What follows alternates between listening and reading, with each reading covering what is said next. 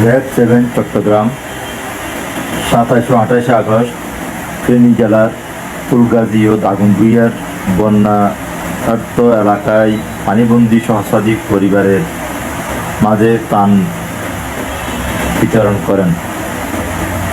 এছাড়াও 25 ও 26 August RAB 7 Chittagong Fulgazi, Parashuram ও ফেনী সদরে 400 পরিবারের মাঝে নিত্য প্রয়োজনীয় ত্রাণ সহায়তা প্রদান করেন।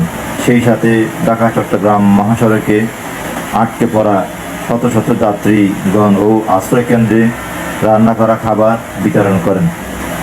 এর পাশাপাশি পানিবন্দী এলাকার মানুষের স্বাস্থ্যসেবা নিশ্চিত করার জন্য চিকিৎসা ক্যাম্প ও প্রয়োজনীয় চিকিৎসা সামগ্রী সহায়তা প্রদান করেন র্যাব 7 চট্টগ্রাম। ইসমাইল ইমন,